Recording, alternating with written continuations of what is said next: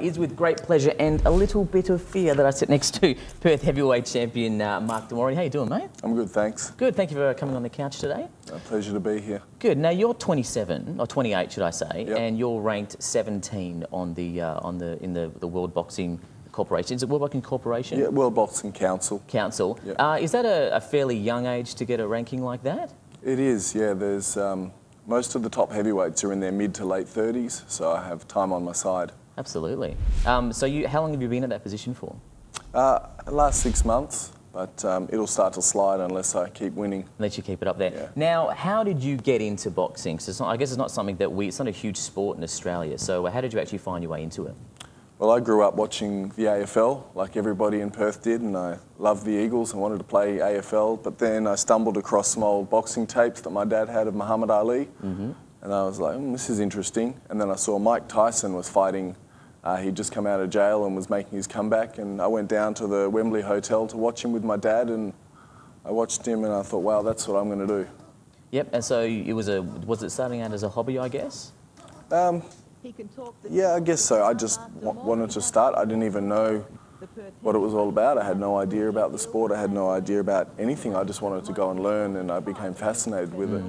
And what point did you kind of go, okay, this is something that I really want to get into seriously? At what age were you? I think it was the first time I started to believe in myself, because I always enjoyed it.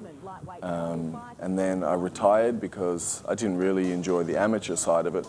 And then I was getting pretty bored and missing it, and I thought, no, I'm going to do this for a living, and not many didn't get much positive feedback, but stuck with it, and now things are going well. They're going very well, I must say. Yeah. Now, you just mentioned the amateur side. What's the difference between amateur and professional boxing? Amateur boxing is 3 by 3 minute rounds. You have larger gloves and headgear, and it's a point scoring system where it's less about knocking your opponent out, it's more about scoring points.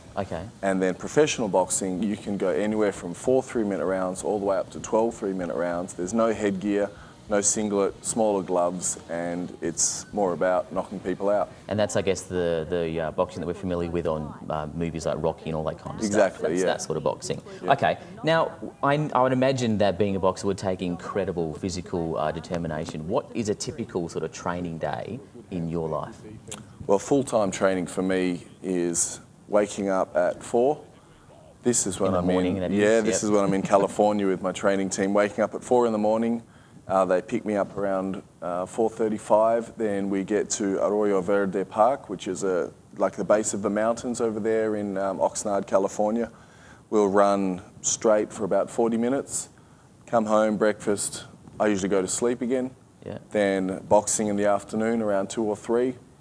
Then at night we will have strength and conditioning. It could be weight training, it could be agility drills. Yeah, I really don't enjoy it, but it's what I have to do to avoid a normal job and get in the ring. It's what I do. It sounds pretty intense. It is, it is. Absolutely. Not only that, but not being allowed to eat any junk food, dieting, making sure you're doing all the right things. So.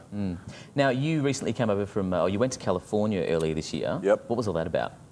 Well, I went to Oxnard, California through a contact I made here in Perth, and it's just a different world over there. The training team, it's an elite training team. I had really trained myself for the last few years by watching YouTube and taking notes. And I went over there, I had a strength and conditioning coach, I had someone bring me my meals every day, so I didn't have to do any cooking, I didn't have to do any cleaning. I had a masseuse every day. I had people pick me up and drop me off whenever I needed to go anywhere. So I was training with some of the best fighters in the world. And it was complete contrast to what it's like for me in the last few years, where I've done everything myself. Yeah, sure.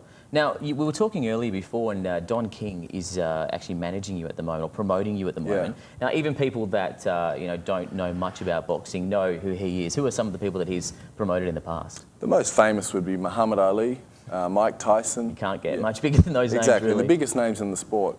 Yeah. That's awesome. How did you get in contact with him, or how did this all eventuate? My former manager, Ted Allen, when he rang me up one morning and said, I want to manage you, this is the plan, and I liked the idea of it. The plan was always to go to America, and he had a contact with Don King, and we finally realised that dream in 2008 when I signed with King. Unfortunately, Ted passed away in December, but I'm going to carry on the dream for him. Well, man, absolutely, all the best with Don. That sounds like with such a great backing, you kind of can't go wrong with that. Yeah, he's a colourful character. Is he? Yeah. I bet. Now, I mean, in Australia, we don't have much boxing. So what's the difference between the American idea of the sport and the Australian idea with the sport? Well, Australia, the boxing here, it's just so small and it doesn't receive mainstream attention. There's only 1 or 2 boxers that have ever really become household names in Australia. In America, you have HBO, you have Showtime, you have the pay-per-views. There's a lot of money involved. There's, 300+ million people in America. So your audience is a lot different to, 20-something million in Australia. So. And I guess that's where you want to eventually get to. I mean, that's where your destination is, really, isn't it? Yeah, definitely. Anyone that wants the larger audience, it's Australia to America. You just can't compare. Yeah, sure. And for me, I've always been fascinated by fighting in America. To me, that was what I dreamt about. Even if you had the same audience here in Australia, I wouldn't get a kick out of it like I would by going to a foreign country and achieving it. And respect, I guess, across from another country is incredible as well. Yeah, I enjoy it because I go there, I'm a nobody. Yeah. And I love that because I have to rise to the level and I have to impress people all over again. And that sort of takes me to another level. Whereas here in Perth, I'm just going through the motions a lot of the time and there's nothing to prove. Well, mate, you're doing an absolutely fantastic job. All the best. If you guys want to follow Mark's progress, you certainly can. You can head to the website, which is markdemori.com. DIMIMORI. Or also you could go with DEMORI. Perhaps if you'd like to spell it the correct way, you could do that. Or you can head to thecouch.com.au and follow links from there. But Mark, all the best, mate. You're doing fantastically well. Hopefully we'll see you in a few years with a big heavyweight belt around your belly. Yeah, sounds good. Belly. What are you saying? Sorry, abs. Yeah, thank you. Thanks, mate. Cool.